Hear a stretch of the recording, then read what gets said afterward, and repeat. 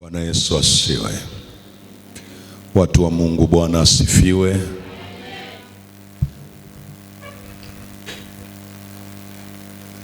Basi tunaendelea mbele na somo letu. Inua mkono wako juu wa kulia. Mwalimu, kwa nini unapenda kusema inua mkono wa kulia? Kwa nini? Sio kitu tu cha kawaida wala cha kimazoea.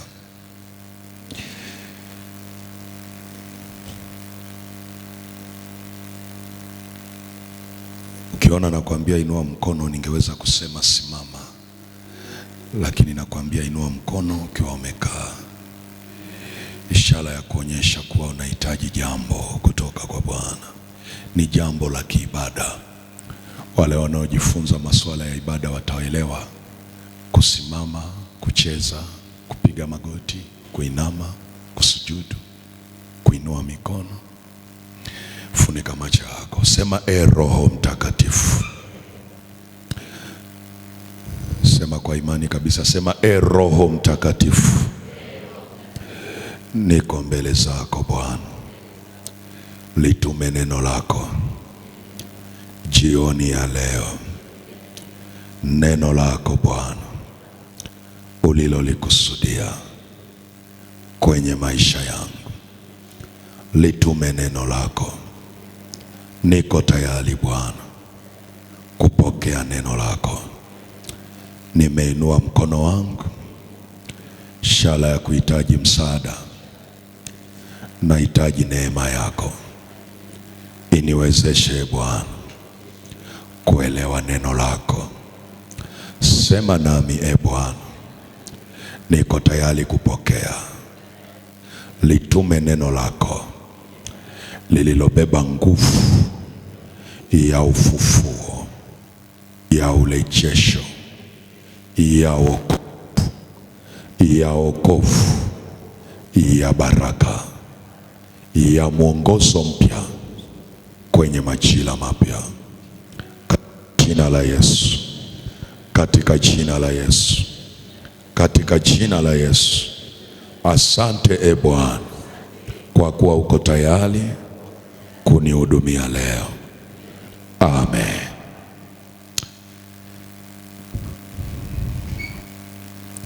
Kama unaandika, somo letu ni lile lile, usikivu wa kiroho ili kupokea mwelekeo mpya. Usikivu wa kiroho,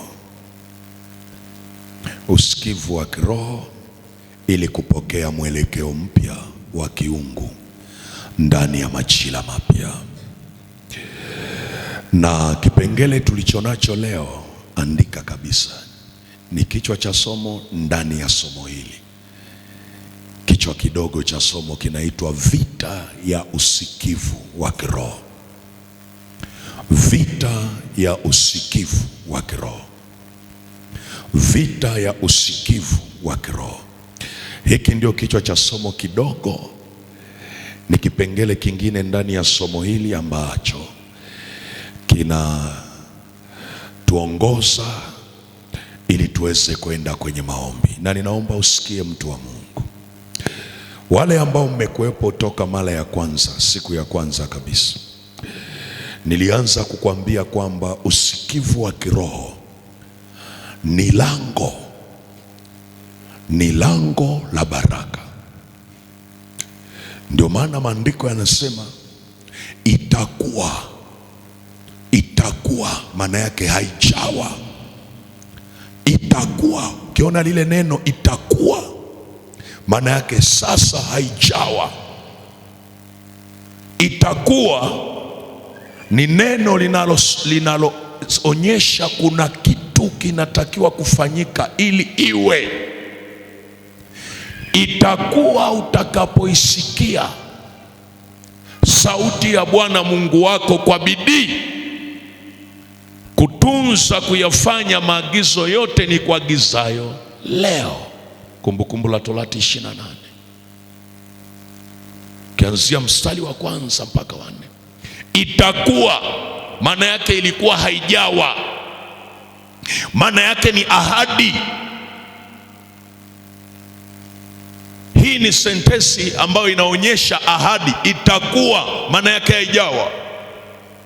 Itakuwa utakapoisikia, utakaposikiliza sauti ya Bwana Mungu wako kwa bidii, kutunza kuyafanya maagizo yote ni kuagizayo leo. Alafu anasema ndipo Bwana atakapokutukuza juu ya mataifa yote. Ndipo Bwana atakapokutukuza juu ya mataifa yote. Na mstari unaofuata anakuambia baraka hizi zote zitakujilia na kukupata usikiapo sauti ya Bwana Mungu wako. Anarudia tena habari ya kusikia. Maana yake chanzo cha baraka kukufuatilia na kukupata ni kusikia sauti ya Bwana Mungu wako, ni kuwa na usikivu. Sasa ile neno anaposema kusikia, kutii, maana yake ni kuwa na usikivu. Yaani unasikia, unaelewa ulichosikia na unatenda sawa sawa na ulivyosikia. Kwa hiyo unagundua usikivu wa kiroho ni lango la baraka. Ndio maana lazima uanze kujifunza kusikia hata kanisani kwenu. Haijalishi pale mbele umemwona mchungaji ametoa tangazo, usifanye vitu vya kiibada kimazoea. Iwe ni juu ya sadaka, usifanye kimazoea. Jifunze kusikia ndani, kwa sababu kadri unavyofanya kidogo kidogo katika yale maelekezo unayoyasikia na kuyatunza na unafanya, kadri unavyofanya unafungua lango la baraka kwenye maisha yako. Unanisikia mtu wa Mungu? Ndio unasikia mtu anasema, mbona mimi natoaga sadaka mwalimu lakini sibarikiwi? Unaweza ukawa unatoa, lakini unatoa katika hali ya kuto kufanya vema.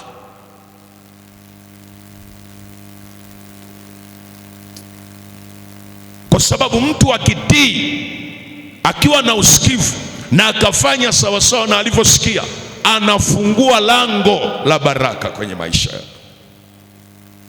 Na unaona baraka alizotaja pale, utabarikiwa mjini na mashambani, utabarikiwa uzao wa tumbo lako, wakina mama, uzao wa tumbo. Kwa hiyo usipokuwa msikivu kwa Mungu, unazuia baraka za uzao wa tumbo lako.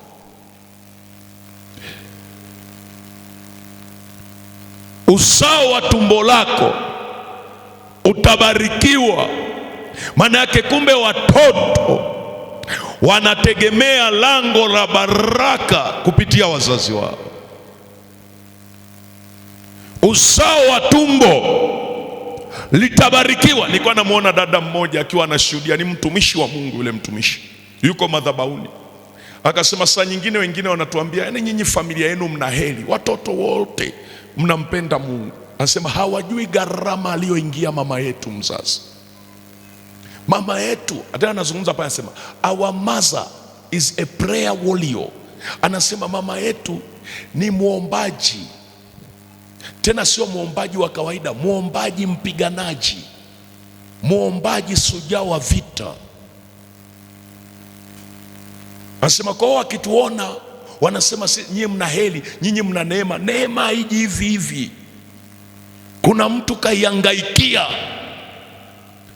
kuna mtu alikubali kufungua mlango wa hiyo neema. Sasa inawezekana wewe umezaliwa kama mimi hapa, ukakuta hakuna aliyekufungulia lango. Wewe ndiye Mungu amekuokoa. Lazima ujifunze kuwa msikivu, ili tokea kwako lango la baraka lifunguke, lango la neema lifunguke. Kwa hiyo usikivu wa kiroho ni lango. Usikivu wa kiroho ni lango la ujasiri. ni lango la imani. Imani chanzo chake ni kusikia, kusikia ambako huja kwa neno la Kristo. Maana yake usikivu ni lango, lango la imani. Usikivu wa kiroho ni lango la maarifa. Usikivu wa kiroho ni lango la vitu vya rohoni ambavyo Mungu alikukusudia. Usikivu wa kiroho ni lango la uzima. Usikivu wa kiroho ni lango la hekima. Ndio maana Daudi akasema, utanijulisha hekima kwa siri. Kuna hekima ya kujulishwa. Mungu anaongea, unasikia. Daudi kwenye maombi yake anasema, utanijulisha hekima kwa siri. Maana yake usikivu wa kiroho ni lango la hekima. Lango la hekima. Usikivu wa kiroho ni lango la ujasiri. Ni lango la ujasiri. Matendo ya Mitume 27 ule mstari wa 13 mpaka wa 26. Wakati Paulo anasafirishwa, wametoka kwenye kisiwa kinachoitwa Kreta, anasafirishwa ili akakutane na Kaisari. Wanapotaka kutoa ile nanga na ile mashua, na zile mashua za zamani zilikuwa zina injini kama za kwetu za sasa. Melikebu za zamani zilikuwa zina injini, zilikuwa zinategemea upepo. Sasa Paulo aliwashauri, msitoe, tusiondoke kwenye hichi kisiwa kwanza.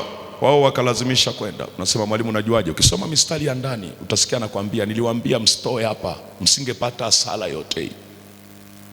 Wao wakalazimisha. Walipoona ule upepo unavuma, wakalazimisha kuondoka. Maandiko yanasema walipoanza safari, ule upepo baadaye ukabadilika ukawa tufani. Upepo mkali usio wa kawaida, kimbunga kikaanza, hali ya hewa ikabadilika, mawingu yakafunika anga zima, nyota wala jua halikuonekana kwa siku nyingi. Wako baharini, merikebu inapigwa na mawimbi. Maandiko yanasema wakaanza kuzidiwa, na walipokuwa wanazidiwa, wakaanza kuzitupa shehena zilizobebwa kwenye merikebu.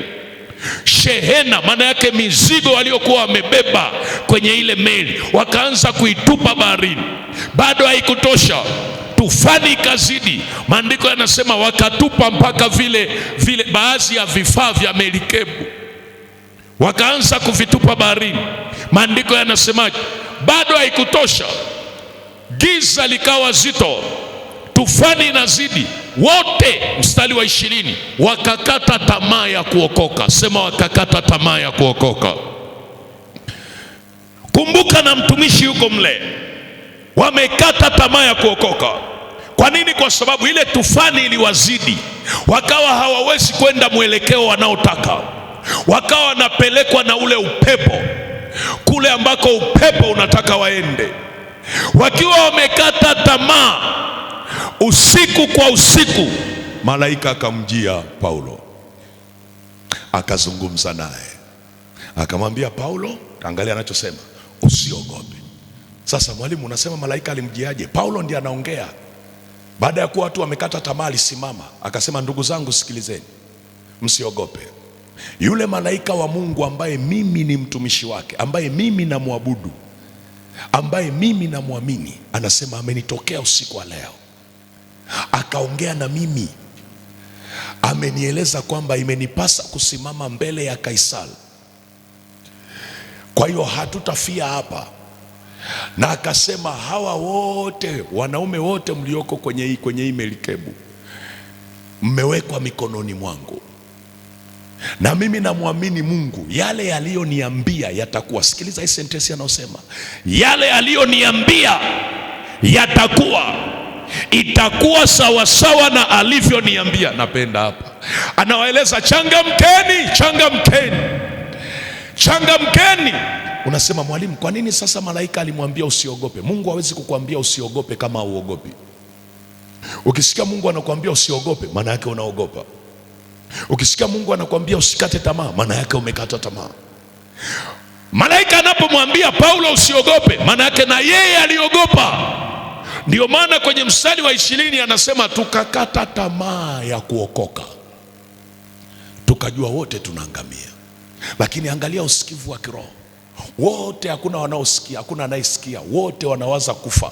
Lakini mmoja ambaye anamwamini Mungu, Mungu akamtokea katikati ya zuruba ngumu, akamwambia usiogope. Umewahi kupitia mapito ambayo yanakuondoa kwenye maono, yanakuondoa kwenye mwendo wako, yanakuondoa kwenye direction, yaani unaanza kupelekwa tu na yale mateso yanakotaka uende? Umewahi kutana na hiyo hali? Unapelekwa. Ndio kilichomkuta Paulo. Tufani iliyokuwepo ilikuwa na nguvu, ikawa inawapeleka wasikotaka, wakakata tamaa ya kuokoka. Lakini maandiko yanasema Mungu alipoongea naye, angalia Paulo anavyosema, anawaambia wenzake changamkeni. Anaposema changamkeni, usifikiri mambo ni mepesi. Hawaoni jua, hawaoni mwezi, anga lote limefunikwa na giza la mawingu. Tufani ni kubwa, lakini anawaambia changamkeni, kwa kuwa itakuwa kama vile alivyoniambia. My Lord. Ndio maana mtu akiwa na usikivu wa kiroho atakuwa jasiri mahali ambapo watu wote wamepoteza ujasiri.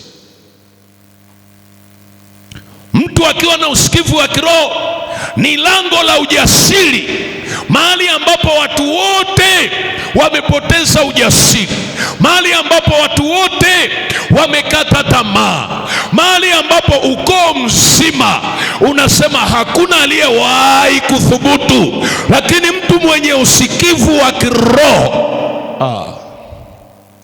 atakuwa jasiri mahali hamkutarajia awe jasiri. Ndio maana nakuombea na wewe uwe na usikivu wa kiroho kama lango la ujasiri. Dunia tunaoiendea sio nyepesi, watu wa Mungu, sio ya kulialia. Hakuna atakaye kuonea huruma huko duniani. Na kueleza, dunia tunaoiendea sio ya kutegemea mtu, ni ya kusimama kwa miguu yako umjue Mungu uliye naye. Usitegemee mtu atakuja kusimama kwa ajili yako.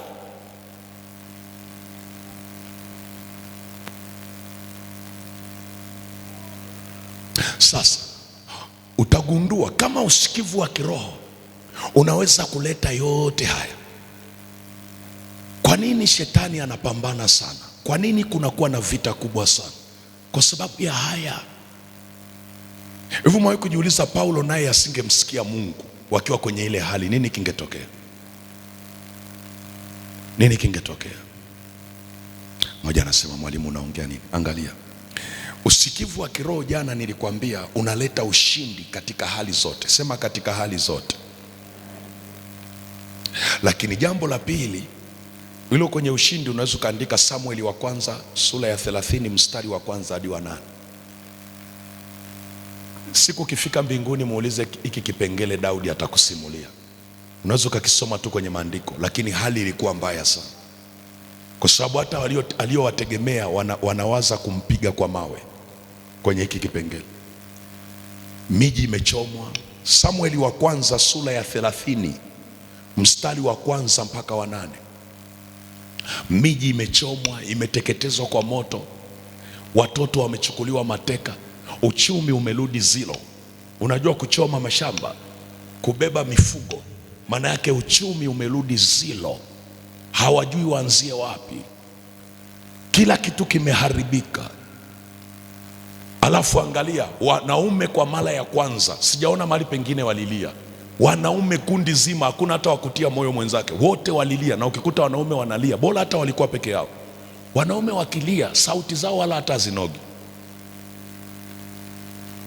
Unaweza ukaona walikuwa wanalia kwa kiwango gani.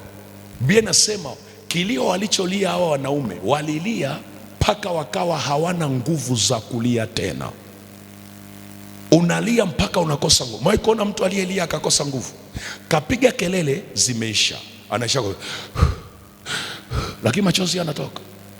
Ndio wanaume hawa walilia, afu walipomaliza kulia hawana tumaini, wanamtazama Daudi aliyewaambia Mungu ameniita kuwa mfalme. Kumbuka walikuwa wanamfuata Daudi kwa sababu Mungu alimwambia Daudi, wanamfuata Daudi. Afu katika kumfuata Daudi watoto wao wamechukuliwa mateka, mali zao zimechomwa,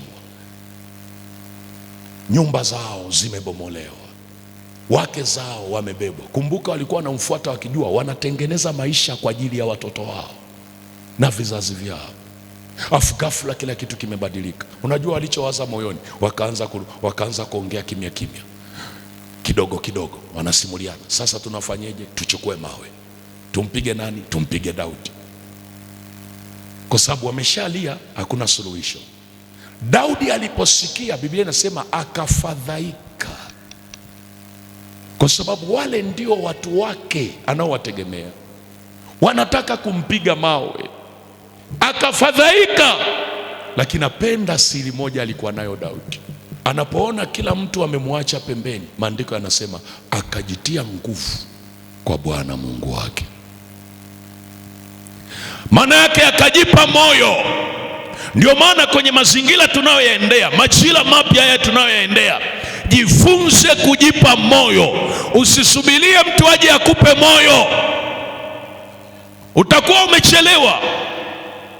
Unasubiria mtu aje akwambie Mungu akutie nguvu. Washangaa, aliyetakiwa kuambie Mungu akutie nguvu, kila anayeongea na wewe anakuambia tulijua tu. Kunajifanya umeokoka nini wewe? Hamna lolote. Najifanya mtu wa Mungu wewe, hamna lolote. Tulijua. Lakini hawajui maumivu ulio nayo, hawajui mateso ulio nayo. Wakati kama huo, jipe moyo mwenyewe, na usishie kujitia nguvu mwenyewe. Jisemeshe nafsi, alafu nenda mbele za Mungu, muulize Mungu. Daudi alichofanya, akamwambia yule kuhani, nipe neivala. Abishai, nipe neivala saizi, sikusubiri wewe uingie ndani ukaniombee, utachelewa. Nipe neivala, naenda mwenyewe. Akaenda mwenyewe mbele za Bwana, akamwambia Mungu, niwafuate. Haendi kunungunika, Mungu angalia watu ulionipa wananisema, kama unavyoendaga kuomba. Badala ya kuomba ajenda, unaanza kuomba umbea mbele za Bwana. Wananionea sana hawa. Mungu anasema leta hoja. Wananionea sana, anakuambia najua wanakuonea, lakini leta hoja. Daudi alipofika hakuanza kunungunika, akamwambia Baba, niwafuate. Mungu akamwambia wafuate, utawapata. Fikiria asingekuwa na usikivu wa kiroho, wangempiga mawe, safari ingeishia pale. Ndio maana ukisha kuwa kiongozi wa familia, wewe ni mama umeolewa, jifunze kuwa na usikivu wa kiroho. Kuna mahali mtapitia saa nyingine unakuta mume wako hana mtu wa kumtia moyo, umebakia wewe tu umesimama na mume wako, unafikiri itakuwaje? Alafu na wewe una usikivu wa kiroho, hana mtu wa kumwambia kwamba baba inuka, tunaweza kuendelea mbele. Na wewe mama, na wewe sasa huwezi kusikia, itakuwaje? Au mwe kujiuliza, baba wewe ndio unategemea familia nzima, uko mzima ndio unamkuta mwanaume amekaa peke yake, mishipa imetuna kwenye kichwa, hajui afanyeje, analilia mahali asipoonekana, hata mke wake asimuone, analia machozi, uchungu alio nao ni mzito, hajui namna ya kwenda, amehangaika mpaka pa mwisho, hajui afanyeje. Afu kimkuta mama mwenye usikivu anamshtukia mume wake analia namna hiyo, anaanza kumtia moyo. Ukikata tamaa na wewe sasa, watoto wataenda wapi? Ukikata tamaa na wewe, ndugu zako sasa, umebakia wewe tu. Usikate tamaa, hata kama giza linaweza kuwa kubwa kiasi gani, lakini mapambazuko yanakuja, mume wangu. Usikate tamaa. Ndio maana mtu akipata mwanamke wa namna hiyo ni kama ameipata dunia yote. Sasa unaweza kukuta baba watu wanalia hivyo. Mama alitakiwa kusema usikate tamaa, naye anafika. Anasema kwa hiyo umekaa unafanya nini hapa? Yana namalizia hata katumaini ka mwisho. Kwa hiyo wanaume wenzako kwani wanaliaga? Hawali. Unafanya nini hapa? Wanaume wenzako hawaliagi. Ndio unashangaa. Huyu mama unamwambia siku sio nyingi tutaimba tuonane paradiso. Mume wangu alikuwa amelala tu jamani, amefia usingizini. Kumbe ndio ulimmalizia wewe mwishoni. Tunakuja sisi tunaimba, na sisi unajua watumishi tukija tunasema Bwana alitoa, Bwana ametoa. Lakini ndio hutamuona hivyo. Hata vile alivyokuaga anakusemesha semesha ni kama anakuuzi. Ukikaa ndani unasema si nimekosa wa kuniuzi, mume wangu angekuepo leo angeniuzi. Unakumbuka mpaka mauzi, lakini too late. Wesh. Unajua ukiwa nacho huwezi kuona thamani mpaka siku kimeondoka. Haleluya. Jifunze kuwa na usikivu wa kiroho, utakusaidia. Lakini jambo lingine, usikivu wa kiroho unamfanya Roho Mtakatifu akutambulishe. Usikivu wa kiroho unamfanya Roho Mtakatifu akutambulishe. Jambo lingine, usikivu wa kiroho unakufanya wewe kujengwa na kuwa imara katikati ya dhoruba. Watu wenye usikivu wa kiroho ni kama mwelezi wa Lebanon. Ni watu ambayo mizizi yao inaweza kupasua mawe na ikaenda chini kutafuta maji umbali mrefu. Ni watu ambao kimbunga kikipiga wanalala namna hii, alafu kikipita wanainuka wanarudi vile vile. Huwezi kuang'oa, huwezi kuondoa. Misingi yao ni imara. Dhuruba inapokuja hawawezi kung'olewa. Watu wenye usikivu wa kiroho wamejengwa na kuwa imara. Sasa hii ndio sababu kuna vita ya usikivu. Vita ya usikivu wa kiroho maana yake nini? Haya, andika. Vita ya usikivu wa kiroho maana yake nini? Haya machache niliyotoka kukwambia, nilikuwa nakwambia umuhimu wa usikivu wa kiroho. Lakini vita ya usikivu wa kiroho maana yake nini? Vita ya usikivu wa kiroho ni hali ya mapambano ya ndani ya mtu au ya kiroho yanayomkabili mtu anapojaribu kusikia, kuelewa na kutii sauti ya Mungu au mwongozo wa kiroho. Narudia tena. Mmoja anasema mwalimu, sijaandika kitu. Haya, narudia taratibu. Narudia. Vita ya usikivu wa kiroho ni hali ya mapambano. Sema mapambano. Andika hivyo hivyo, hali ya mapambano. Hali ya mapambano ya ndani ya mtu. Hali ya mapambano ya ndani ya mtu.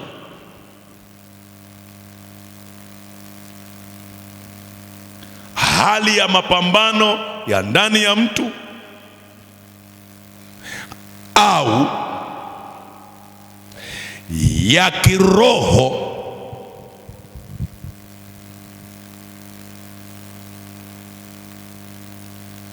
maana yake hayo sio tu ndani yako, haya ni katika ulimwengu usioonekana kwa macho, ya kiroho yanayomkabili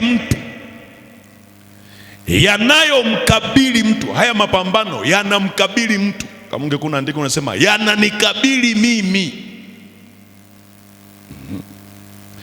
Yanamkabili mtu wakati gani? Wakati anapojaribu kusikia, kuelewa na kutii sauti ya Mungu. Wakati anapojaribu kusikia, kuelewa na kutii sauti ya Mungu au mwongozo wa kiroho.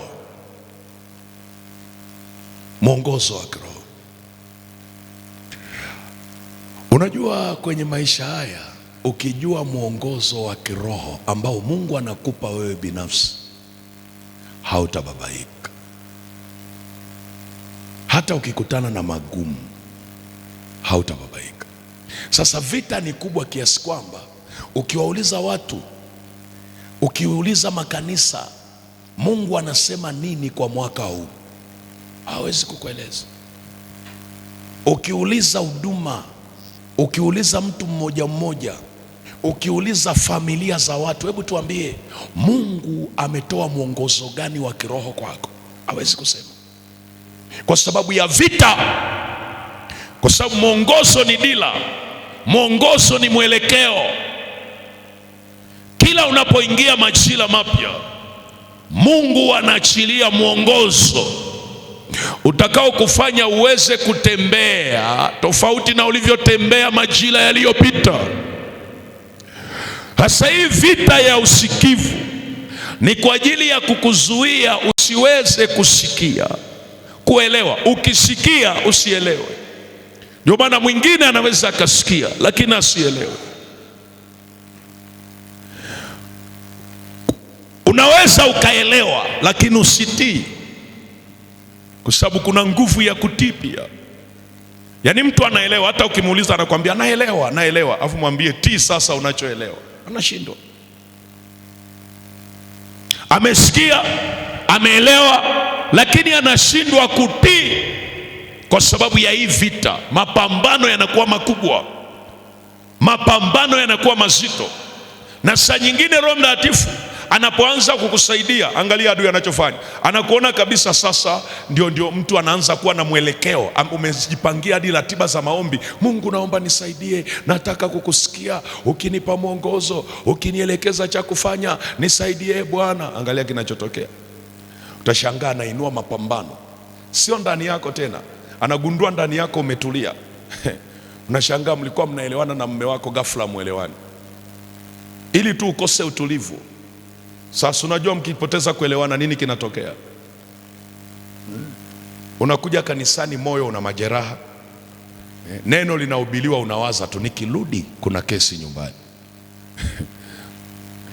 Unajaribu kufanya, kumbe hiyo yote ni mapambano akuondoe kwenye hali ya utulivu wa kusikia kile Mungu alitaka kusema na wewe. Vita ya usikivu.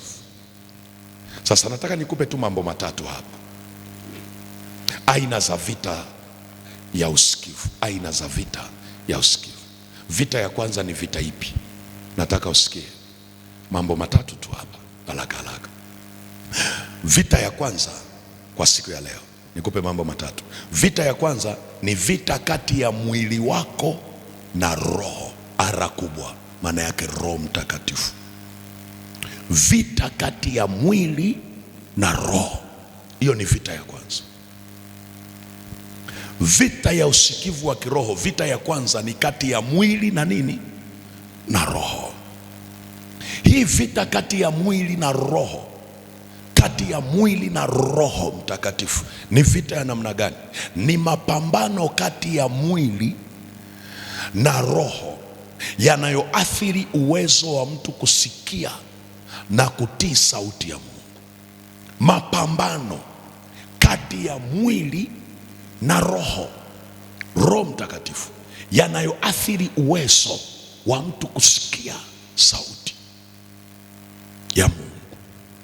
Vita kati ya mwili na roho, hii ni aina ya kwanza ya vita ya usikivu wa kiroho.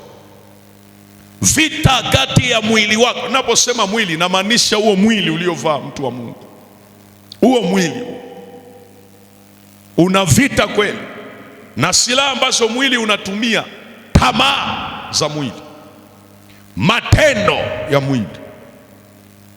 Mwili una kitu kinaitwa tamaa, una kitu kinaitwa matendo yake, alafu mwili una kitu kinaitwa nia ya mwili. Yaani mwili una ufahamu wake, huo mwili huo.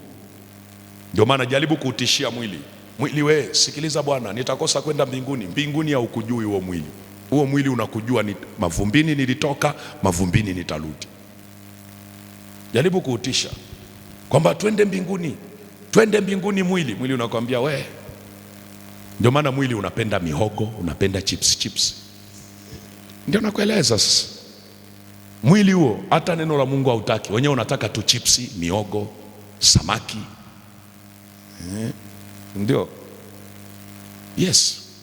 Kitimoto, Pepsi, juice. Ndio mwili unataka, na furahia kweli. Afu haulizikagi. Wewe umewahi kunywa siku moja juice ukasema kwa kuwa nimekunywa juice sasa hivi nitapitisha miaka 3 sijala? Usikie vita itakayoinuka ya mwili. Utakwambia what?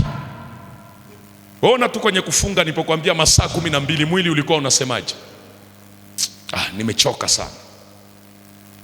Hautaki. Huo mwili wenyewe unataka vitu vya hapa tu, kwa sababu wenyewe una mapatano na ardhi. Mavumbini nilitoka, mavumbini nitarudi. Waambie kwenda mbinguni usikie. Wapi? Mbinguni. Wewe angalia, kwani watu wengi tukiwaambia sasa ingia kwenye uwepo wa Mungu, zama rohoni, kinachokuzuiaga nini? Mwili unakwambia nizame rohoni, natafuta nini? Mwili unakuzuia. Kwa mwili una tamaa zake. Sasa ndio tukisema tamaa za mwili anawaza tu labda tamaa za uzinzi, tamaa za nini? Mwili una tamaa zake. Tamaa zake. Mwili unaweza kukutengenezea mpaka fashion ambazo hukuzaliwa nazo. Unakwambia sasa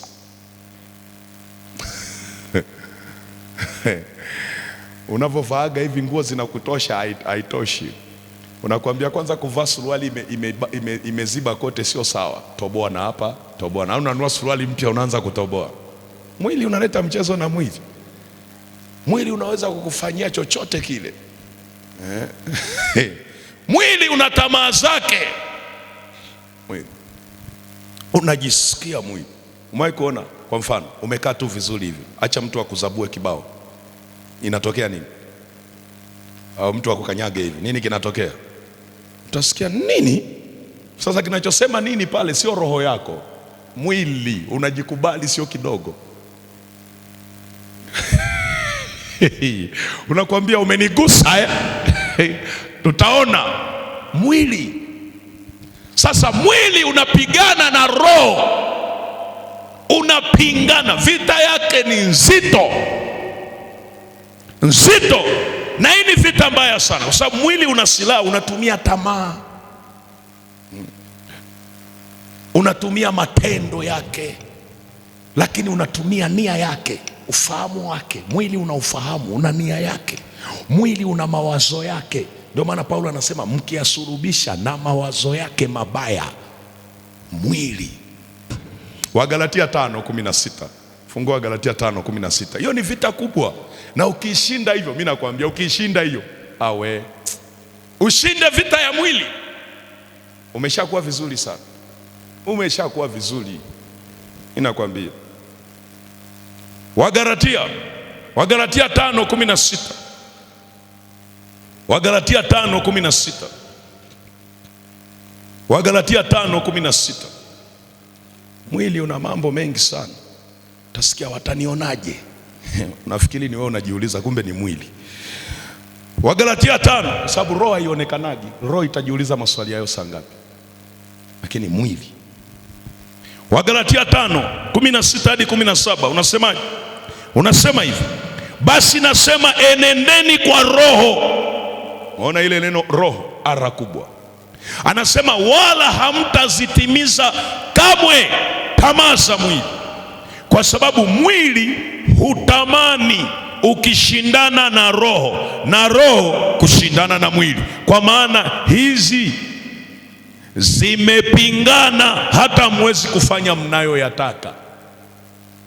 Nataka kuwa viwango vya kiroho, nataka kumsikiliza Mungu. Mwili unasema hakuna. Roho Mtakatifu anakuambia sasa ni saa ya maombi. Mwili unakuambia movie. Sasa ni saa ya kufunga. Mwili unakuambia kale kitimoto. Yaani vinabishana tu, hamwezi kutimiza tamaa zake. Maana yake ni vita ya usikivu hii. mwili unashindana. Warumi 8 mstari wa 7 hadi wa 8. Angalia haraka haraka. Warumi 8 mstari wa 7 hadi wa 8. Warumi 8 mstari wa 7 hadi wa 8 unasemaje? Warumi 8 mstari wa 7 hadi wa 8 unasema, kwa kuwa ile nia ya mwili ni uadui juu ya Mungu, kwa maana haitii sheria ya Mungu, wala haiwezi kutii.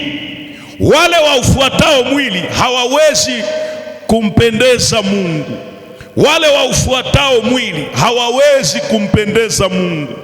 Wale waufuatao mwili hawawezi kumpendeza Mungu.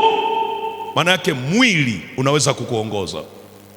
Ndio maana nasema wale waufuatao mwili unaweza kukaba loba, ukakwambia tunaenda huku, unataka hutaki, tunaenda mwili.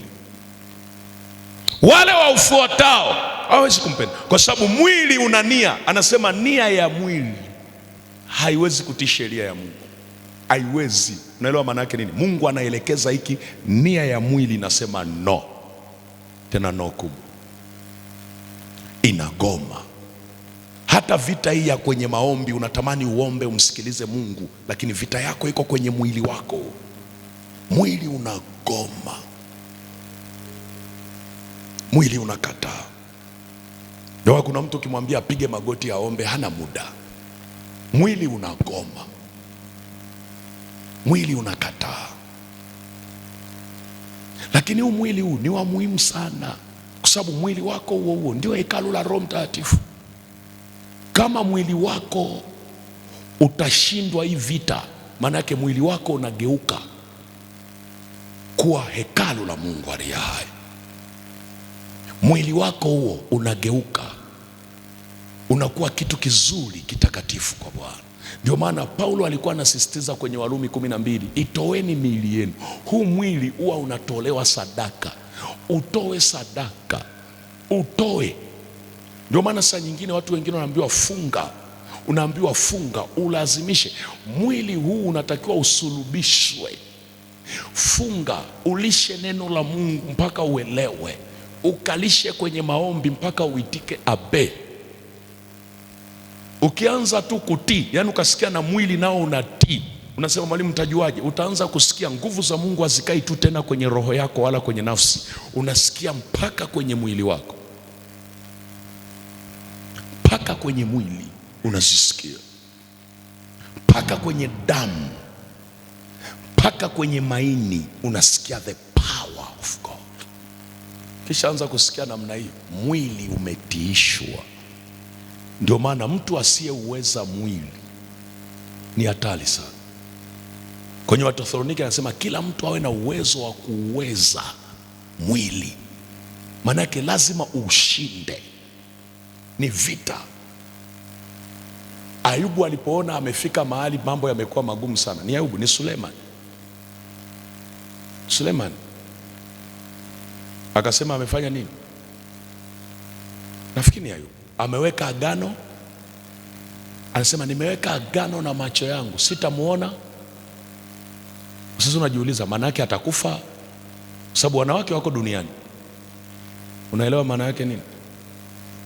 Maana yake akimtazama hivi mwanamke hawezi kumtamani tena, kwa sababu macho yake hayana uwezo wa kumwona mwanamke na yakamtafsiri kama mwanamke. Ameweka agano. Usilete mchezo na mwili. Mtu mpaka anauwekea agano na mwili. Unaweza ukaweka agano na viungo vyako, kwa sababu shetani anaujua huu mwili ulivyo lango lake kubwa. Ndio maana unasikia mpaka sasa hizi wengine hata wakilala usiku anaingiliwa kwenye ulimwengu wa roho, anaingiliwa kwenye ndoto. Wanawinda nini? Mwili wako unaweza ukapitisha vitu kutoka duniani kwenda rohoni. Ndio maana Paulo anasema itoeni miili yenu. Mwili wako ukiutoa as a living sacrifice, kama dhabihu iliyo hai, mwili huo unabeba nguvu za Mungu juu yake. Mwili unabeba uwezo wa kimungu juu yake. Mwili unabeba upako juu yake. mpaka mifupa. Ndio maana ukisoma maandiko mengine, waliotembea na Mungu vizuri mpaka makaburi yao, huwezi kukuta majini kwenye makaburi. Ukifika kwenye kaburi unakuta nguvu za Mungu zimefunika kaburi, kwa sababu miili ilibeba upako. Kama ulize Elisha, mpaka mifupa ameoza kaburini, amebaki mifupa, lakini upako haukuondoka. Yaani maiti inatupwa kwenye kaburi la Elisha, alafu upako ulioko kwenye mifupa unafufua maiti. Unajiuliza alitembea na nguvu za Mungu kiasi gani? Upako usio wa kawaida. Mungu, nijaze nguvu, nijaze nguvu. Mwili ni adui mkubwa, ushinde mwili kwanza. Jambo la tatu, jambo la pili, vita nyingine ni ipi? Vita nyingine ni ipi? Nilikuwa nakuonyesha hii vita ya mwili na roho, unavyoweza kuishinda pia. Kutoa mwili wako, weke wakfu, utoe kwa Bwana. Tena weka mkakati kabisa wa kutoa. Lakini jambo la pili, mruhusu Roho Mtakatifu afishe matendo ya mwili, afishe. Sasa jambo la pili tunaloenda nalo sasa, vita nyingine ni vita ya dhambi na uovu. Sema vita ya dhambi na uovu. Mwalimu, kuona uovu nao ni vita? Ni vita. Uovu unapigana na watu ambao wameukataa. Yaani ile kwamba umeokoka, anasema na aliyesimama ajiangalie asije akafanya nini, akaanguka. Kwa nini ajiangalie? Kwa sababu uovu ni vita, watu wa Mungu. Dhambi ni vita. Ndio maana nakwambia ishinde dhambi. Unafikiri vita ni ndogo? Mwingine anasema, mwalimu, unapata wapi hiyo kusema vita ya dhambi na uovu? Waebrania 12 mstari wa 4. Waebrania 12 mstari wa 4. Fungua haraka Biblia yako. Waebrania 12 mstari wa 4. Waebrania 12 mstari wa 4. Kama umeshapata sema amen. Angalia mstari wa 4 unasemaje? Hamjafanya vita hata kumwagika damu mkishindana na dhambi. Umesikia hiyo sentence? Hamjafanya vita hata kumwagika damu mkishindana na nini? Na dhambi. Sio na mapepo. Dhambi. Sio mapepo, dhambi. Yaani vita kati ya muamini na dhambi. Usilete mchezo, ni vita aswa. Hamjafanya vita mkishinda. Sasa bahati mbaya, katika siku za mwisho mafundisho mengi yanayopita, ni mara chache utaingia makanisani ukute watu wanafundishwa mbinu za kuishinda dhambi. Mara chache, ni mara chache nakwambia. Vita ya dhambi. Dhambi haiogopi hata kama unahubiri madhabahuni. Haiogopi. Haiogopi. Dhambi haiogopi. Dhambi haiogopi. Umejaa Roho Mtakatifu mpaka anamwagika. Dhambi haiogopi. Unasema, mwalimu, kwa nini? Angalia, ngoja nikuonyeshe kipengele kingine. Haraka. Yohana, waraka wa Yohana wa kwanza sura ya 5. Waraka wa kwanza wa Yohana. Kivuka Waebrania kule mbele ndio utakuta waraka wa kwanza wa Yohana. Sisemi injili ya Yohana, nasema waraka wa kwanza wa Yohana sura ya 5. Waraka wa kwanza wa Yohana sura ya 5, nikuunganishia hapa. Waraka wa kwanza wa Yohana sura ya 5 mstari wa 18. Anasema twajua ya kuwa, sema twajua. Anasema twajua ya kuwa kila mtu aliyezaliwa na Mungu hafanyi nini? Hafanyi nini? Hatendi nini? Hatendi nini? Bali yeye aliyezaliwa na Mungu hufanya nini? Hujilinda, wala yule mwovu hamgusi. Unaelewa? Maana yake ukizaliwa na Mungu, Mungu ana expect ujilinde. Ujilinde. Maana yake upigane vita ya kujilinda. Defensive mechanism. Unaanza kuwa na silaha za kujilinda dhidi ya dhambi. Aina zote za dhambi zinahitaji ujilinde. Ujilinde. Kwa sababu anasema aliyezaliwa na Mungu hatendi dhambi. Anasema nasi twajua aliyezaliwa na Mungu hatendi dhambi. Hili ndio neno la Mungu, kwamba kama umeokoka, mbingu zinatarajia usitende nini? Dhambi. Na uwezo wa kutotenda dhambi upo. Kwa sababu unasema unaupateje? Ni kwa uwezo wa Roho Mtakatifu. Sasa shida sisi watu wa kanisa tunaokoka, alafu Roho Mtakatifu tunamweka pembeni, anaingia ndani yetu, alafu anakuwa tunatafuta kumtumia. Yaani hatutaki yeye atupe maisha, ila sisi tunataka tumtumie tukimhitaji. Sasa tukimhitaji ndio tunasema Roho Mtakatifu karibu, uko wapi? Sasa hiyo tunamhitaji atoe mapepo, lakini atupe maisha ya utakatifu, hiyo hatutaki. Kwa sababu huwezi kuwa mtakatifu bila Roho Mtakatifu. Huwezi kushinda dhambi bila Roho Mtakatifu. Dhambi ni vita, ni vita. Unajua nilikuwa nasoma hapa leo mpaka nikaa natamani, unatamani hadi utafute t-shirt afu uandike ishinde dhambi au uandike tu aliyezaliwa na Mungu hatendi dhambi, afu unavaa ili hivi nakukumbusha na wewe mwenyewe, nimezaliwa na Mungu mimi, sitaki kusema uongo. Ni vita ya uovu. Anasema hamjapigana vita hata kumwaga damu kwa ajili ya kushindana na dhambi. Maana yake dhambi inashindana na muamini. Mandarabashanda. Kuna mtu mmoja amenielewa. Sasa mwalimu, kama vita ya dhambi na uovu inazuiaje sasa? Inaondoaje usikivu?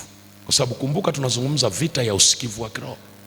Dhambi inaondoaje usikivu sasa? Angalia, ngoja nikueleze jambo. Dhambi inapopigana na wewe, najua ili ulikuja hujawahi kulifahamu, ngoja ulifahamu vizuri, andika hii.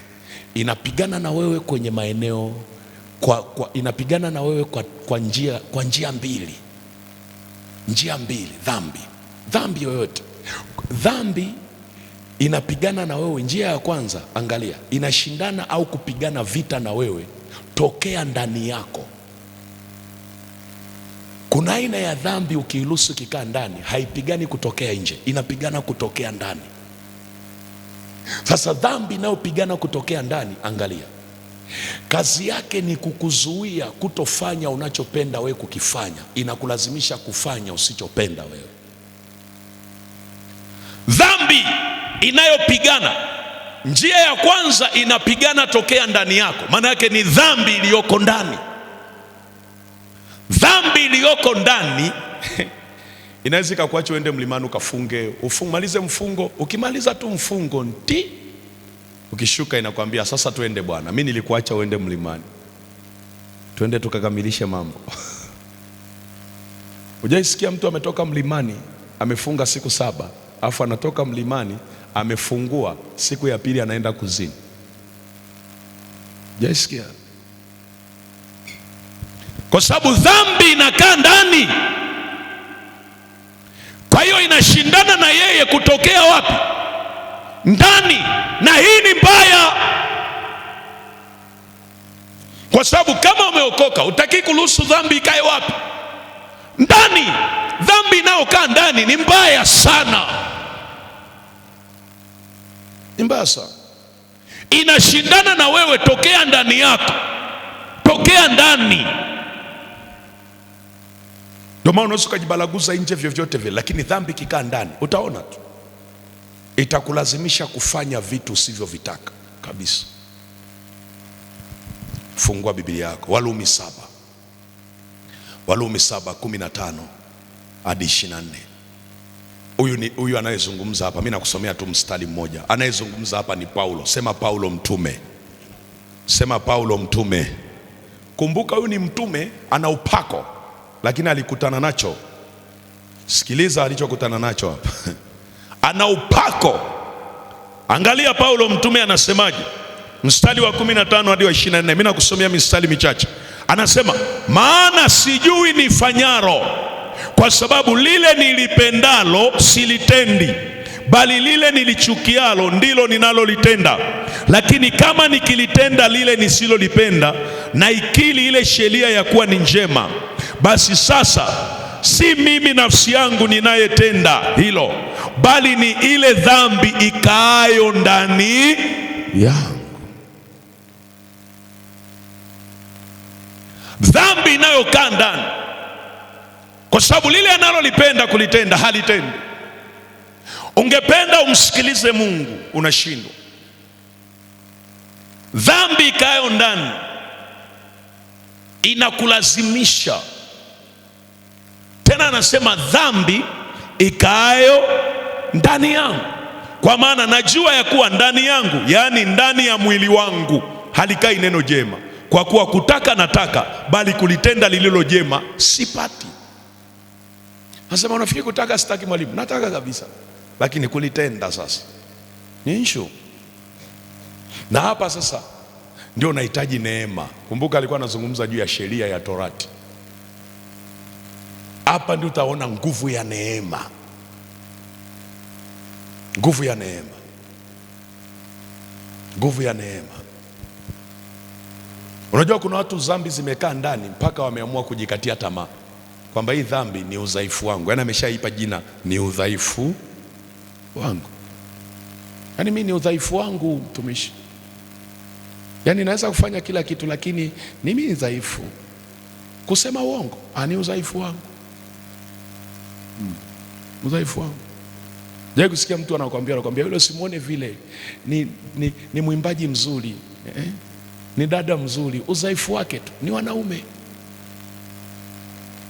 Wanaume ndio udhaifu wake. Wanaume. Hajawahi kusema hapana. Yaani kusema no, hilo no alipo. Huo msamiati kwenye maisha yake haupo. Akikutana na yoyote akimwambia nimekupenda, ndio.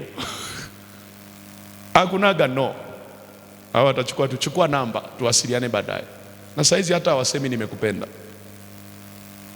Hakuna hiyo mama zangu. Mnafikiri ile za kwenu zile mpaka baba watu wanajihangaisha kweli? Saizi watu wanakutana kwenye basi leo na wanazini leo. Chap chap. Yaani wamependana chap chap, wamezini chap chap. Sijui unaelewa hiyo kitu. Alafu unasema inakuwaje? Na hujajua dhambi huwa zinawasiliana. Yaani ukiwa na dhambi fulani imekaa ndani, inamtafuta dhambi mwingine aliyekaa ndani. Kwa sababu ni kama sumaku. Vinaitana hivi. Alafu hata mkikutana hamtajua saa ngapi. Si wote zimekaa. Dhambi sio mchezo. Dhambi sio mchezo. Inakukonekti, inakuunganisha, hautajua saa ngapi. Sababu mwingine alifikiri nikiolewa tatulia. Unaolewa, dhambi inakwambia hakunaga kutulia. Kwa sababu dhambi ikikaa ndani itakufanya uruke mpaka fence. Hata kama umeweka fence, electric fence, utaenda kuzima mpaka umeme ili uruke juu ya fence. Ukafanye dhambi ndipo urudi washe umeme. Dhambi sio mchezo. Kwa hiyo dhambi inayoshindana na wewe kuanzia ndani inakuzuia kuanzia ndani yako. Huku nje itaacha ujibalaguze tu, utaigiza mambo yote ya kiroho, lakini ndani imeshakuzuia. Yesu Mwokozi. Dhambi njia nyingine inaposhindana na wewe ni ile iliyo nje yako. Sasa ile dhambi iliyoko nje, mwalimu, inakuwa wapi? Inakuwa kwenye mazingira yako ya nje. Hii dhambi yenyewe haishindani na wewe kwa maana ya kupigana tu, huwa inakuvizia.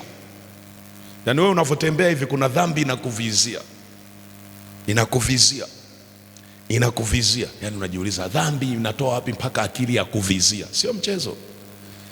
Inakuvizia kwenye mawazo hapo, inasema afungue tu mlango. Mwaikuona kama dhambi ya mauti, dhambi ya kuua, inakuvizia. Mwingine anasema mimi kama mtu kama mimi ni uwe na uwaje? Inakwambia wewe tutajua tu utakapoua, sio hapa. Tunatafuta mahali utakapoua. Inakuvizia, inakutengenezea mazingira. Inatafuta mtoto wake ambaye huyo akipata nafasi ile ya kuua yenyewe itakuwa imepata nafasi. Ndio nasikia kijana wa watu na ni mtumishi au ni baba anatembea na mke wa mtu au anatembea na binti, akizini naye tu, bahati mbaya, angalia dhambi inavyotengenezaga mazingira, mimba imeingia. Sasa mwenye mume akijua itakuwaje na amesafiri? Na vile dhambi itakuwa ni jambo la aibu kubwa. Tunafanya tena, wanajadiliana ile dhambi inakuwa na mjadala kabisa, wanajadiliana kwa tufanyeje, tutoe mimba. Ulikuwa unasema siwezi ua, kwambia sasa nitatoaje, nipe hela. Unasema tu mimi nilitoa hela. Ukutoa hela, mmeshiriki kwenda kuua kiumbe kisicho na hatia, lakini ilianza tamaa. Ndio ubaya wa dhambi, inayokuvizia, inakuvizia mpaka uingie kwenye mtego. Sasa wewe jiachiachie tu, seme nimeshaokoka, nampenda Yesu. Kuna dhambi zinavizia, zinakunyatia hivi. Tumemkosa Bunda, atakuja Mwanza mjini. Tumemkosa Mwanza, atakuja Dar es Salaam.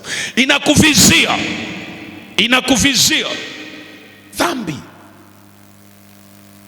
Dhambi na imewahi kumvizia mtu, nyingine inasubiria mpaka mtu aje aolewe kabisa ndio inamkamata, lakini imetembea naye kwa muda mrefu. Dhambi inakuvizia. Mwahi kuona mtu amekuwa mwaminifu, ni kijana mwaminifu mpaka siku ameoa, alafu inasubiria tu mke wake amemkorofisha, alafu ndio anatazama message ya binti aliyekuwa anamviziaga zamani, anamwambia yani nimekumisi sana japokuwa hukunipendaga. Sijui huyo mwanamke uliyempenda anakupa kitu gani ambacho mimi sina. Yani hata ungekuwepo hapa ningefurahi sana. Mimi sijali hata kama umeoa, natamani tu nikupe furaha kwa sababu niliahidi moyo wangu ningekupa furaha. Huku mke wake kamvuruga, kumbe inamviziaga miaka mingi, afu inaotea mazingira yale yale. Mbona mlivyokaa kimya leo, amsemi amen? Nataka nikuonyeshe Mwanzo 4 mstari wa kwanza hadi wa 15. Na ikisha kuvizia ikapenya, inaenda kuua kitu kinaitwa usikivu. Hata Mungu aongee hutamsikiliza, hata akuonye hutamsikiliza, hata akuonye. Ukiona dhambi unazofanya zimeanza mpaka kujulikana kwa watu, ujue umeenda umbali mrefu sana. Maana yake ulishaficha nyingi sana. Dhambi inapoingia, mtu wa kwanza kuijua anakuwa wewe tu, kwanza wewe tu, hata mke wako hatajua. Ikikuvizia, ikikupata, unajua wewe tu. Baada ya muda inaanza kukutumikisha, inafungua mlango mpaka sisi tukija kujua umetembea umbali mrefu sana, umbali mrefu sana. Ndio maana unakuwa unahitaji neema. Ndio maana kwenye makanisa mengine walio serious, ukikuta kuhani yuko serious, inabidi utengwe. Lengo la kukutenga ni kwamba umetembea umbali mrefu, ujitafakari, utubu, lakini sio utengwe utupe. Ingawa makanisa yetu hajaweka vizuri utaratibu, ukimtenga mtu inatakiwa afungiwe kwenye mafundisho ambayo yatakuwa yanamtesa na yeye mwenyewe. Kwa nini ulitenda dhambi?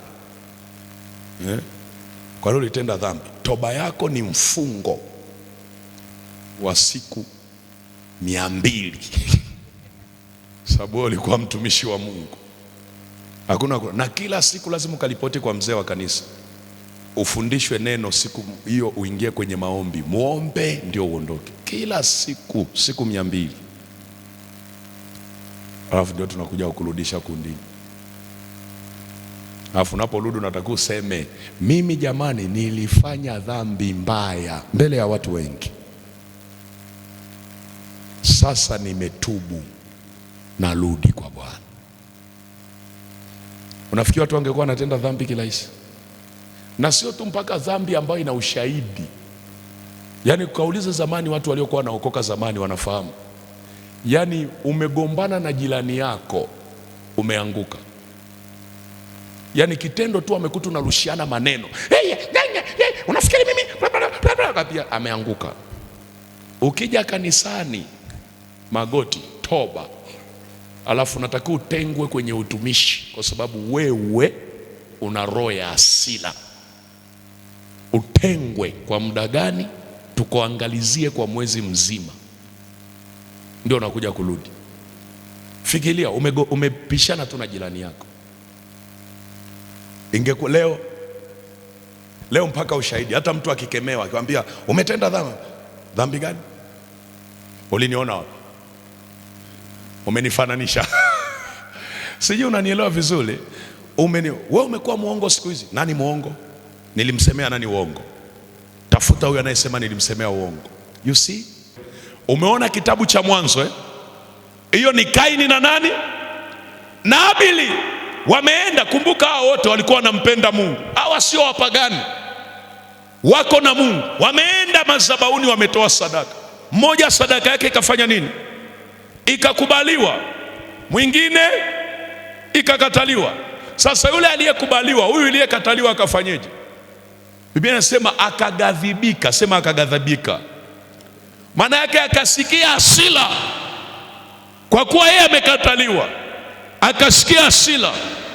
Sasa hasira ikawa inapeleka wapi? Asimchukie Mungu, akamchukia ndugu yake. Mungu akaona hasira ile, na ukifuatilia pale hasira ile ilitokana na nini? Wivu. Mwenzake amepata kibali. Ndio maana nyewe watu wa Mungu, ukipata kibali usi unaongea tu, watakuua. Unajua mimi Mungu ameninua sasa. Nimenunua gari mpya. Okay. Unafikia ambao hawana magari wanajisikiaje? Akajisikia wivu, baadaye anajisikia hasira, ghadhabu. Mungu akaona. Mungu alipoona akamwambia Kaini, kwa nini umeghadhibika? Kwa nini umeghadhibika hivi? Na wewe ukifanya vema, si utapata kibali? Kaini alisikia hilo. Afangalia Mungu alichomwambia. Akasema, lakini sikiliza, dhambi iko mlangoni inakuotea, ila wapasa uishinde. Angalia ile neno inakuotea, maana yake inakuvizia. Kwa hiyo kukasirika Mungu akikumsumbua, lakini sababu ya kukasirika ndicho kilichomsumbua Bwana. Kwa nini unakasirika? Na wewe ukifanya vema, si utapata nini? Kibali. Kwa kinachomkasirisha ni kukosa nini? Kibali. Mungu anamwambia fanya vema, utapata kibali. Lakini usipoangalia, dhambi inakuotea. Ndio maana kukasirika Mungu hana shida. Kasirika, lakini usikae na hasira muda mrefu.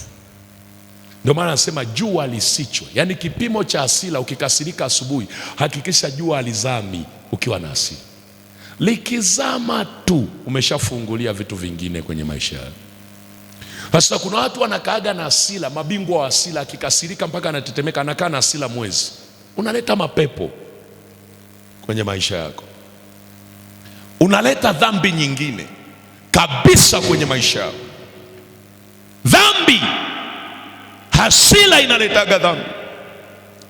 Sasa angalia alivyokasirika, Mungu akamuonya. Kwa sababu dhambi inamuotea, akamwambia unapaswa uishinde. Yeye hakuishinda, hakumsikiliza Mungu, si amekasirika Bwana. Baadaye dhambi ikamwingia. Dhambi ilipomwingia, anaenda kumchukua ndugu yake, anamwambia twende uwanjani tukatembee. Ndugu yake asijue Habili, ndugu yangu ananichukua, kaka yangu ananichukua, ngoja twende. Wameenda. Wakiwa uwanjani, alifanyeje? Akamuua. Amemuua. Lile jambo limemuumiza Mungu. Angalia dhambi ilivyo. Mungu akarudi tena. Mungu alivyo na upendo, akarudi tena. Yaani umeua ndugu, afu Mungu anarudi anakuuliza swali jepesi tu, Habili ndugu yako yuko wapi? Wala Kaini anavyojibu, kwani mimi ni mlinzi wa ndugu yangu? Yaani anamjibu Mungu. Hivi unaelewa hicho kiburi cha juu? Yaani unamjibu Mungu aonaye pote. Kwa mimi ni mlinzi wa ndugu yangu.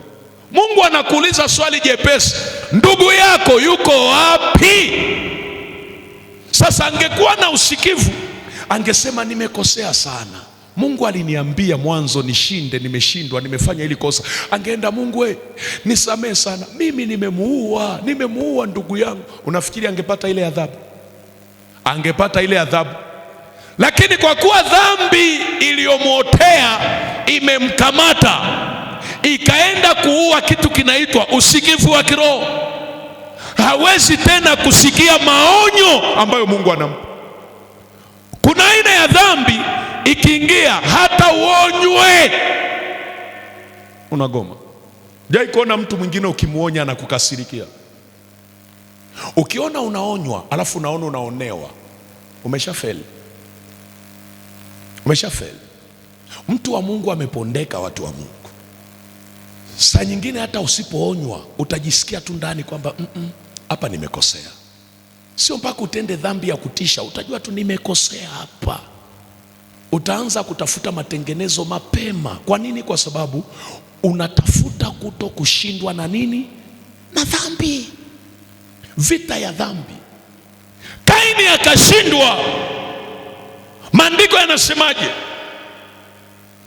Mungu anamwambia yuko wapi? Mimi nakaa na mlinzi wangu. Bado Mungu akaendelea kuongea. Angalia Mungu alivyo na upendo. Anamwambia, wewe, damu ya ndugu yako inanililia kutoka ardhini. Inanililia mimi Mungu. Kaini alisemaje? Bado akili haingii. Usikivu wa kiroho umeshazibwa na dhambi. Bado asemi, damu imekulilia Mungu, naomba unisamehe, ni mimi. Paka Mungu anaenda hatua ya 4. Kashasema naye mara 3. Ukiona Mungu ameongea mara ya kwanza, unapozia, unaonywa, unapozia. Mara ya pili, unaonywa, unapozia. Mara ya 3, unaonywa, unapoziwa. Kifuatacho, ndugu yangu,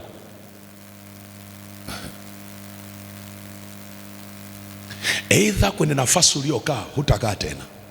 Atakuondoa kwenye nafasi. Unaweza usife, lakini anakuondoa kwenye nafasi. Unapauka. Kwa ukiona unafanya dhambi, bado Mungu yuko, neema imekushikilia. Usiichezee, usiichezee. Usiichezee. Naongea hili kwa mzigo. Naongea hili kwa mzigo, watu wa Mungu. Usiichezee. Ndio maana kuna maovu. Ukiwa unaachezea, unatafuta baraa. Unatafuta baraa. Dhambi ni laana. Angalia kilichomtokea. Alilaniwa. Tena Mungu akasema, ardhi imelaniwa kwa ajili yako. Na sio tu hivyo, umelaniwa wewe, hutakuwa na kikao duniani. Unaelewa kutokuwa na kikao? Hujai kuona kuna mtu anahangaika, ni mtu ambaye hana mahali anaweza kukaa. Yaani ni yupo. Ukija kufuatilia, unaweza kukuta kuna aina ya uovu umefanywa kwenye familia, ambayo familia nzima hawanaga kikao, hawanaga makao duniani. Ni watu wanazunguka tu mpaka waje wafe. Hawana kitu wanaweza kusimamisha. Hawachagi jina duniani hata akifa. Hebu fikiria, umewahi kuona kuna mtu ambaye hata hajawahi kuokoka lakini anaacha jina? Ukija kule kwetu Mbeya utasikia kuna maeneo yanaitwa Mwakibete. Unajua alikuwa mtu huyu, lakini unakuta hata alikuwa hajaokoka. Mahali pengine unasikia Mama John. Mama John mwenyewe unakuta alikuwa anauza pombe, lakini ameacha jina. Lakini kuna mtu mmoja hapo anakufa hata jina alionekana. Sijui unanielewa? Tulikuwa mahali fulani tunawafundisha vijana, nikamwambia usife kabla hujaishi. Usife jina lako likafa. Anaacha. Sasa watu wengi ambao wanaruhusu dhambi inayowaotea ikae ndani hata wanapokuwa wameonywa na Mungu, na kuambia haijalishi unasali, lakini utaondoka duniani ukiwa unatangatanga. Hautakaa uwe na utulivu, kwa sababu utulivu ni baraka. Kutangatanga ni kutokuwa na utulivu. Ndio unasikia mtu mwingine dhambi ya namna hiyo kiacha, ataoa huyu ataacha, ataoa huyu ataacha, ataoa huyu ataacha, ataoa mwingine. Sio swala la kuoa, atafanya hii kazi ataacha, atafanya hii ataacha. Hawezi kuwa na makao, hana direction, kwa sababu usikivu wake ulizimwa na dhambi, na kwa sababu hakutubia. Watu wa Mungu, sikilizeni, dhambi sio kwa habari ya kwenda tu jehanamu. Dhambi ni kwa habari ya kumwona Mungu tungali duniani kabla hatujaondoka duniani. Kwa hiyo ukiruhusu dhambi, unazuia kumwona Mungu kwenye maisha yako, unazuia. Na Mungu anavyotupenda sisi, jamani, anatuonya mara nyingi. Anatuonya. Atakuonya kupitia watu, atakuonya kupitia mahubiri, atakuonya ukiwa peke yako. Saa nyingine unasikia hukumu ndani, lakini sasa umekomaa. Dhambi Mimi nawaambia, mwalimu, kwani unafundisha hivi kwa mzigo? Hata tukienda kuomba hapa kushughulikia vita ya mifumo, vita ya mashetani, sikiliza, ndio maana unashangaa unaombewa, unaweza kuwa unaombewaga tu na wewe unaomba, unafunga na kuomba, lakini mambo hayabadiliki. Sikiliza, dhambi haiwezi kufunikwa na maombi. Dhambi haifunikwa na maombi. Dawa ya dhambi sio maombi ya mwalimu wala ya mtumishi wala ya nabii. Dawa ya dhambi sio maombi. Dawa ya dhambi ni damu ya Yesu, na dawa ya dhambi ni toba ya kweli inayotoka ndani ya moyo wako. Toba ya kweli ya kubadilika, toba ya kweli ndiyo dawa ya dhambi. Na ukitubu unaanza upya na kuliruhusu neno la Mungu liendelee kukutakasa na kujazwa Roho Mtakatifu, ndipo utakuwa salama. Lakini hizi maombi tu, baba nifungue, utaimba nifungue, utatunga mpaka chorus, nifungue vifungo vyote, nifungue vifungo vyote, nifungue vifungo vyote. Utaimba chorus, nakwambia, Hangala bunda funguka, utufungue watoto wa Mungu. Hangala bunda funguka. Kimya. Dhambi inaleta mikosi, dhambi inaleta baraa, dhambi inachakaza, dhambi inaleta laana, dhambi inavuruga mifumo, dhambi inaua, dhambi inaharibu system za Mungu ndani yako, dhambi inazuia baraka, dhambi inapindua maisha ya mwanadamu. Dhambi ni kirusi kibaya kuliko virusi ulivyowahi kuvisikia na utakavyovisikia duniani. Dhambi, ukishinda dhambi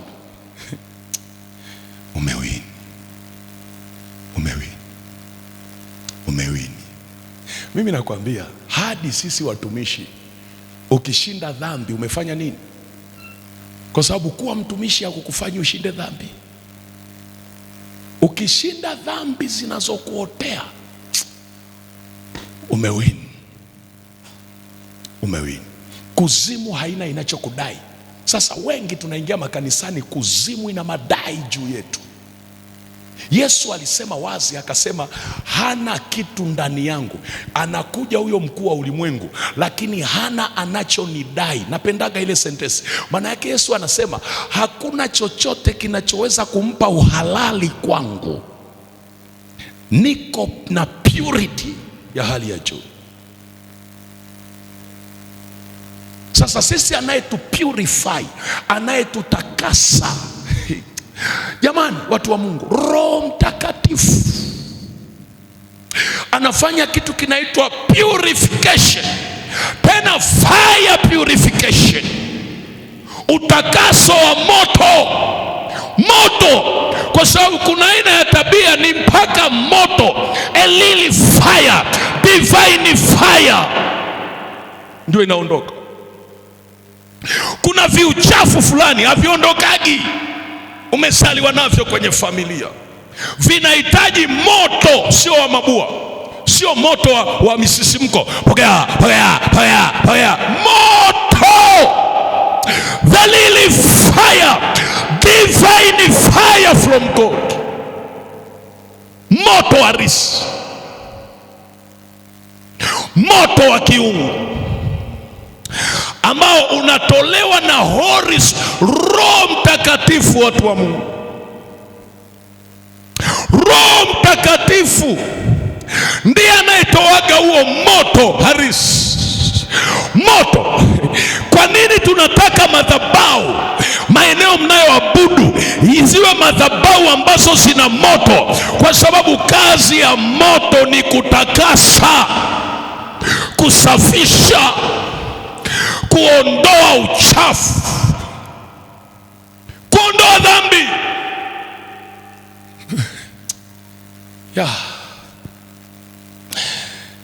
Usiposhinda hii, kuna usikivu hutakuwa nao. niamini ninachokwambia, hutakuwa nao. Utabatisha batisha tu, utaendaenda shagarabagara, hutakuwa nao. Utahisi kama Mungu amekuacha, kumbe ni wewe hujaamua. Mungu yuko tayari kukusaidia wewe kuwa mshindi. Ndio maana alimtoa mwanaye afe msalabani, lakini mpaka wewe uamue, mpaka useme Mungu we, nafungua moyo wangu, nisaidie, nisaidie, nisaidie, nisaidie, nisaidie. Ukifanya hayo maamuzi, unapata msaada, unapata msaada, unapata msaada. Watu wa Mungu, unapata msaada. Unaniruhusu nimalizie ili tuombe sasa? Unaniruhusu nimalizie? Unaniruhusu nimalizie? Unaniruhusu nimalizie? Unaniruhusu nimalizie? Unaniruhusu nimalizie? Sema mpaka ile pointi ya 3. Namalizia tu hii pointi hii ya dhambi. Angalia mtu wa Mungu, angalia. Dhambi mojawapo ambayo ni mbaya sana sana, ukiachana na hizi nyingine nilizosema, kiburi. Sema kiburi, sema kiburi. Dhambi ya kiburi huwa inawashusha watu. Dhambi ya kiburi itakutesa. Dhambi ya kiburi itazuia neema. Kwa sababu kuna namna, ili uweze kuishi kwenye ushindi unahitaji neema ya Mungu. Kiburi kinazuia neema. Andika tu hii, Nyakati wa Pili sura ya 26, andika mstari wa 3 mpaka wa 21, mpaka wa 21, mpaka wa 21. Kiburi, kiburi, kiburi. Andika na hili, andika tu, liandike tu, sitalieleza sana ili tuombe. Liandike. Jambo la 3 ambalo ni vita, aina ya vita. Nimezungumza aina ya dhambi, vita ya dhambi na uovu, lakini aina ya vita ya 3 ni vita dhidi ya roho za giza. Sema roho za giza, sema roho za giza, sema roho za giza, sema roho za giza, sema kwa sauti, roho za giza. Vita dhidi ya roho za giza na shetani. Giza linashindana na sisi kupitia mawakala wake na mifumo mbalimbali iliyowekwa kwenye ulimwengu wa roho na ulimwengu wa mwili. Vita dhidi ya roho za giza, miungu na shetani. Giza linashindana na sisi kupitia mawakala wake. Sema mawakala. Hawa mawakala ndio wanaitwa maagenti. Alafu kupitia mifumo mbalimbali iliyowekwa. Sasa hii mifumo huwa inawekwa kuanzia kwenye ngazi ya familia, inaenda kwenye ngazi ya miji, lakini pia inaweza ikawekwa kwenye ngazi ya mpaka kabila. Mifumo ya giza, na ziko roho zinazosimamia hiyo mifumo. Kazi ya hizo roho ni kukuzuia usipokee mfumo mwingine wowote, ili ubaki chini yake, na huwa zinashambulia usikivu. Andika Matendo ya Mitume 13 mstari wa 6 hadi wa 12. Hapa utaona mtu mmoja alikuwa anamzuia Paulo, Sergio Paulo, anamwekea moyo wa kuikana imani. Tena Biblia inasema akashindana nao. Sema akashindana nao. Ukianzia mstari wa 6 unaona hii ni safari ya kwanza ya umisheni ya Paulo, alipokuwa anaenda kwenye umisheni, safari ya kwanza kabisa. Lakini safari ya kwanza anakutana na mtu anaitwa Bayesu. Bayesu, mchawi huyu. Alafu anasema nabii wa uongo. Angalia, wanamjua kama nabii, lakini kumbe nani? Mchawi. Sasa Sergio Paulo akawaita wakina Paulo na Barnaba, wanaenda ili wamwambie neno la Bwana. Wakati wanamwambia neno la Bwana, Biblia inasema huyu mchawi akashindana nao ili kumtia moyo wa kuikana imani. Angalia ile neno, moyo wa kuikana nini? kumtia moyo. Anashindana na watu gani? Anashindana na wakina Paulo na Barnaba, akiwa anamtia moyo wa kuikana imani. Anamtia nani moyo? Anamtia yule Sergio Paulo ambaye amekuja ili asikie neno la Bwana, lakini anamtia moyo wa kuikana imani. Maana yake anaondoa usikivu ndani yake, asije akalipokea neno akapata imani. Sasa kwa sababu Paulo alikuwa amejaa Roho Mtakatifu akamtambua. Lakini kumbuka Sergio Paulo, huyu ndio rafiki yake pete na kidole. Anasema huyu ndio rafiki yangu, ndo, shoga yangu. Tena wakina mama ndio mnaitaga shoga yangu. Shoga yako, hujui tu unachokifanya. Anasema anashindana nao. Kushindana maana yake ni beto, ni vita, ni mapambano. Wao wanamhubiria Injili, yeye anaweka moyo wa kuikana imani. Wanahubiri Injili, yeye anaweka moyo wa kuikana imani. Lakini nani? Mchawi, nabii wa uongo huyu, by Yesu anaweka moyo. Maana yake anazuia usikivu. Maana yake ziko roho za kichawi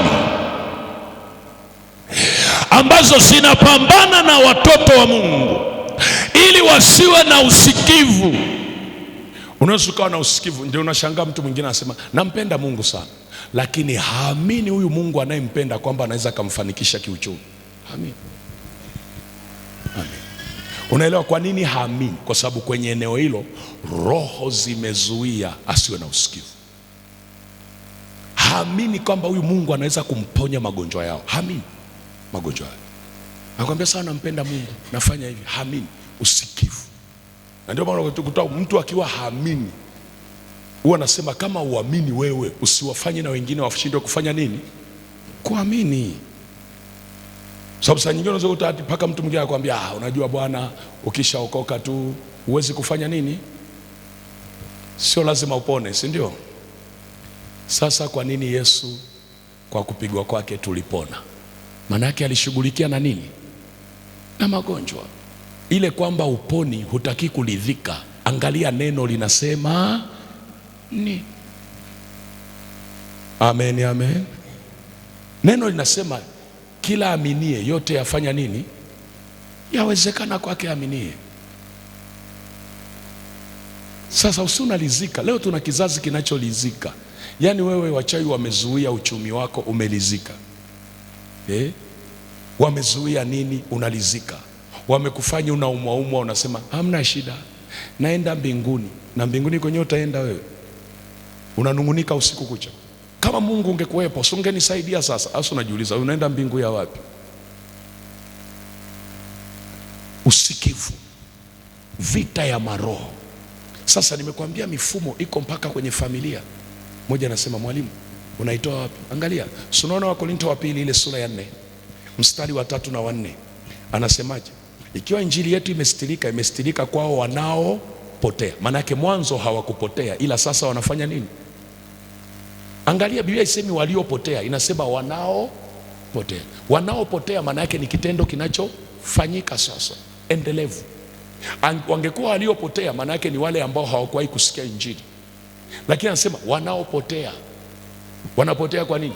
Kwa kutokuamini kwao. Kwa sababu Mungu wa dunia hii amepofosha nini? Fikra zao. Ili nini? Injili ya utukufu isifanye nini? Isiwazukiwe, maana yake isifunuliwe kwao. Sasa angalia, Mungu wa dunia hii imewekwa mdogo. Mungu wa dunia hii ni nani? Shetani. Ameenda kupiga kwenye eneo gani? Eneo la fikra, ili wasije wakasikia nini? Injili, wakapokea yale maisha.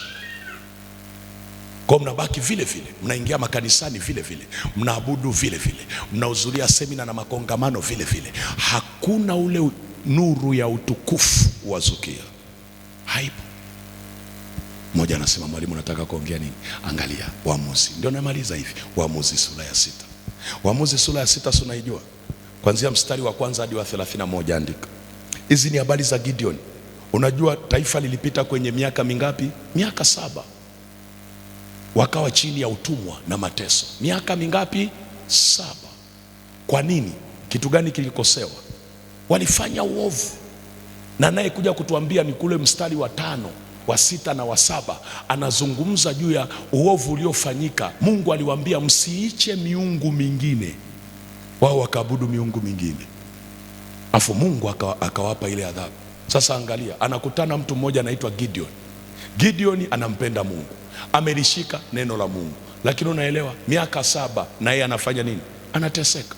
Hakuna anachosikia kuhusu Mungu wake. Unasema mwalimu, unasemaje hakuna anachosikia? Angalia, akata namuuliza malaika. Malaika alimwambia shujaa, Bwana yu pamoja nawe. Unajua alichomwambia? Akasema ikiwa Mungu yuko pamoja nasi, kwa nini tunapata haya tunayoyapata? Kwa nini tunapata? Yako wapi yale matendo niliyosimuliwa? Manake huyo Mungu niliyesimuliwa mimi sijawahi kumuona, japokuwa namwamini, sijawahi kumuona. Kuna watu humu unakuta unasali kanisani, umesimuliwa Mungu usiyemuona kwenye maisha yako. Sijui unanielewa? Sasa swali linakuja, kitu gani kilikuwa kinambana Gideon? Ana simulizi tu za Mungu, lakini hajawahi kumsikia huyo Mungu anayesimuliwa. Angalia misingi ya familia, roho iliyoko kwenye familia yao. Baba yake alikuwa ameinua madhabahu ya Mungu bahari. Gideon amezaliwa kwenye ile familia, ni shujaa. Wewe unaona, umefikiri umekaa tu hapa kwenye semina kawaida. Haijalishi unatoka kwenye familia gani. Inawezekana hii neema inayokuleta kwenye semina inakutambulisha kwamba pamoja na kuzaliwa familia uliozaliwa wewe ni tofauti. Wewe ni tofauti. Kuna kitu cha Mungu ndani. Sijui unanielewa na kusema, unajanielewa? Nasema hii ni neema inayokutambulisha kuwa wewe ni tofauti. Kama ambavyo Gideon alikuwa tofauti, lakini alikuwa hajawahi kumsikia Mungu aliyesimuliwa. Ndio maana anasema yako wapi matendo ya huyo Mungu niliyesimuliwa? Yako wapi? Kilichozuia ni nini? Maroho ya familia. Ndio maana Mungu ili amsaidie Gideon, angalia, wakati wanaongea, akamwambia inua, akainua madhabahu. Alipoinua madhabahu, Yehova Shalom, akaita Yehova Shalom, akatoa sadaka. Mungu akamwambia kwa kuwa umeniabudu ngoja nikwambie chanzo kinachokufanya huyu Mungu uliyesimuliwa usimuone. Nyumba ya baba yako kuna madhabahu, na madhabahu iliyoko kwa baba yako ni madhabahu ya Mungu bahari. Sasa nenda kaivunje vunja, alafu niinulie madhabahu. Pale ulipovunja niinulie madhabahu, utoe na yule ng'ombe wa baba yako umweke kwa sadaka ya kuteketezwa. Unaelewa? Maelekezo anayapata kutoka kwenye madhabahu. Mungu akafanya kama Mungu alivyomwambia, ndipo hatua za maisha zikaanza kufanya nini? Kubadilika. Hata alipokuwa anaambiwa mwanzoni hakuamini kama ni Mungu. Ndio maana alimwambia kama kweli we ni Mungu, naweka hii ngozi. Sijui mmefuatilia hiyo habari. Kama kweli we ni Mungu, unaelewa maana yake nini? Hajawahi kumsikia Mungu, hana usikivu. Kilichokuwa kimezuia usikivu ndani yake ni nini? Madhabahu za miungu mingine, roho za familia, misingi ya familia. Kwa wengine sio tu uovu, wengine na misingi iliyoko kwenye nini? Familia. Mwalimu unasemaje? Milango. Yaani wewe roho yako imeokoka, lakini maisha yako ni taabu, yanazuiliwa kwa sababu ya mifumo. Ndio maana ulipookoka, Biblia inasema sisi tulipookoka hatukuokoka tu tunakula mandazi. Kushindana kwetu sio juu ya damu. Unaelewa maana yake? Ulipookoka maana yake ulitakiwa ufundishwe vita pia, kwamba sisi hatushindani kwa damu, bali kushindana kwetu nini? Ni juu ya nini? Falme, tawala na mamlaka na majeshi ya pepo wabaya na wakuu wa giza kwenye ulimwengu wa nini? Wa roho. Sasa umeambiwa kushindana kwetu, alafu umeokoka tu unakula tu mandazi. Neno hamna, mafundisho hamna, hujafundishwa vita. Sikiliza, changamka. Maroho ya familia yana tabia ya kuzuia usikivu. Unakuwa unasikia tu yanachotaka yenyewe. Na ukigundua kwamba unamwamini Mungu, usiogope. Saa nyingine mwingine akiomba ndio ndoto mbaya zinafululiza, anasema bora niache kuomba, nilivyoomba tu mama sijalala, mtumishi sijalala. Ukishaona hivyo useme yes, kumbe kimeumana, kumbe nimegusa penyewe. Ukiamka lianzishe pale pale, nasema sitaogopa. Umesikia katibu wangu alipokuwa anawaambia hapa, usiseme mimi ni yule yule, sema mimi sio yule. Mnakumbuka mlioomba mwanzoni pale?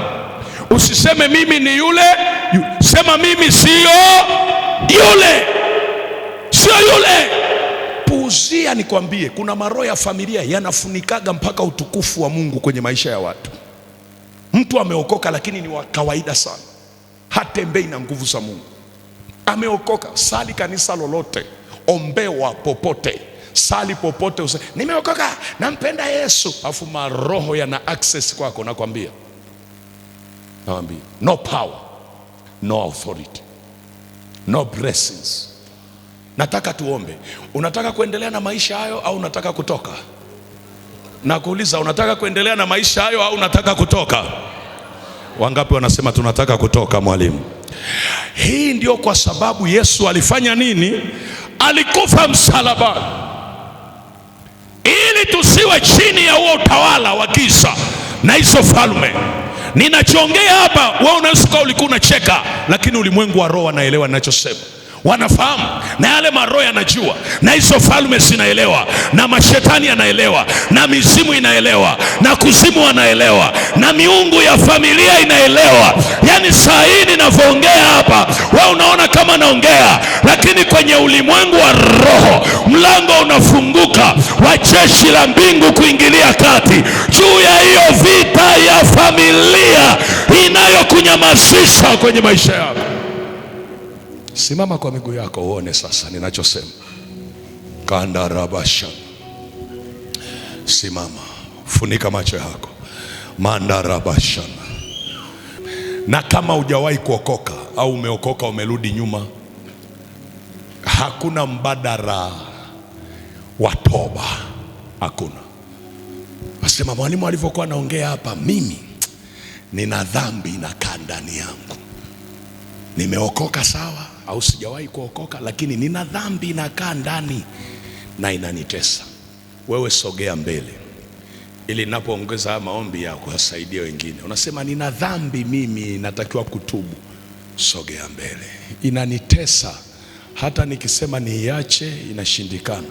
Na unaposogea hapa mbele sio kama kawaida. Wengine kufunguliwa kwenu ndio kunaanzia hapa. Yaani unapomaanisha ndio kunaanzia hapo kufunguliwa. Unajua nina dhambi ndani, nataka kutengeneza, nataka Mungu anisamehe. Ndio kunaanzia hapa kufunguliwa. Nimeongea sana, lakini najua wengine toba hii ndio inafungua mlango.